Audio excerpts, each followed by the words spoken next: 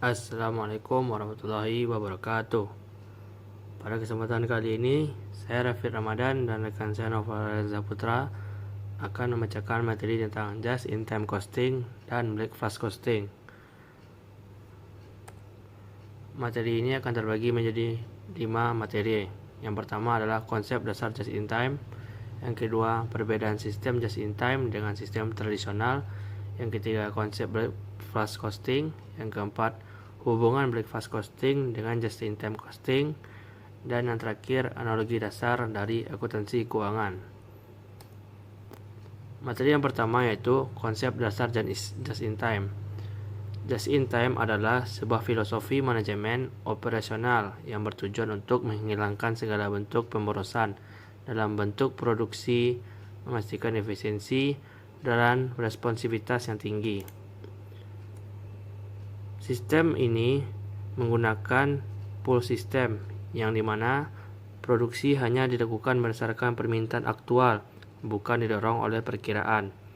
Dalam lingkaran just-in-time, perusahaan sangat berfokus pada minimalisasi persediaan baik bahan baku, barang dalam proses, maupun produk jadi, sehingga bahan baku tiba tepat waktu saat dibutuhkan untuk diproses, dan produk yang telah selesai diasumsikan langsung terjual. Materi selanjutnya yaitu perbedaan sistem just-in-time dengan sistem tradisional. Ada 6 perbedaan pada kedua hal ini. Yang pertama pada segi aspek, sistem just-in-time didukung oleh breakfast costing, sedangkan sistem tradisional didukung oleh sistem tradisional itu sendiri. Perbedaan yang kedua yaitu sistem just-in-time menggunakan pull system, artinya proses produksi hanya dilakukan ketika ada permintaan dari pelanggan. Produksi ditarik oleh kebutuhan pasar, bukan berdasarkan perkiraan. Sedangkan sistem tradisional menggunakan push system, yaitu produksi didorong oleh perencanaan atau jadwal yang telah ditetapkan sebelumnya, meskipun permintaan aktual belum tentu ada. Perbedaan yang ketiga yaitu ada pada persediaan bahan baku. Dalam sistem just-in-time, persediaan bahan baku dijaga seminimal mungkin, bahkan mendekati nol. Bahan baku hanya datang saat akan diproses dan dalam jumlah sesuai kebutuhan, sehingga biaya penyimpanan dapat ditekan. Sementara itu, sistem tradisional menyimpan persediaan bahan baku yang cukup besar atau safety stock untuk mengantisipasi ketidakpastian permintaan dan gangguan produksi. Perbedaan selanjutnya yaitu perbedaan keempat, barang dalam proses atau work in process. Pada sistem just-in-time, jumlah barang dalam proses sangat minimal, bahkan pencatatan detail di atas unit dalam proses seringkali tidak diperlukan karena alur produksi berjalan secara efisien. Berbeda dari dengan itu, sistem tradisional memiliki level work in process yang signifikan, dan di setiap tahap produksi dicatat serta diukur secara rinci untuk keperluan pengendalian biaya. Perbedaan yang kelima yaitu persediaan produk jadi. Dalam sistem just-in-time, persediaan produk jadi sangatlah kecil atau bahkan tidak ada, karena produk diasumsikan langsung terjual atau dikirim ke pelanggan serta setelah selesai diproduksi. Sedangkan pada sistem tradisional, produksi biasanya disimpan di gudang untuk memenuhi permintaan yang belum dapat diprediksi secara pasti.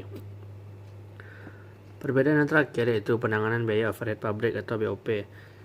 Sistem just-in-time cenderung menggunakan metode pembebanan biaya yang lebih akurat seperti activity based costing, terutama untuk biaya non-volume, sehingga mencerminkan konsumsi aktivitas yang sebenarnya. Sedangkan pada sistem tradisional umumnya menggunakan tarif tunggal berbasis volume, seperti jam mesin, jam tenaga kerja langsung untuk membebankan biaya overhead pabrik. Simpulannya yaitu sistem just-in-time ini menekankan efisiensi, kecepatan, dan meminimalisasi persediaan. Sedangkan sistem tradisional lebih menekankan stabilitas produksi dengan persediaan sebagai penyangga risiko. Oleh karena itu, pemilihan sistem sangat bergantung pada karakteristik industri dan tingkat kepastian permintaan pasar. Baiklah, materi selanjutnya akan dibacakan oleh rekan saya. Materi selanjutnya itu adalah konsep backflash costing. Yang dimaksud dari backflash costing itu adalah sistem yang mengurangi jumlah kejadian yang diukur dan dicatat dalam akuntansi. Ciri-cirinya termasuk akun persediaan yang tidak disesuaikan selama periode, tidak ada catatan rinci barang dalam proses, dan produk jadi langsung dijual, sehingga biaya dibebankan langsung ke harga pokok penjualan. Perhitungan dilakukan secara mundur atau flashback. Materi selanjutnya itu adalah hubungan just in time dengan backflash costing. Hubungan antara just in time dan backflash costing itu adalah hubungan fungsional yang dimana sistem akuntansi dirancang untuk mendukung sistem operasional.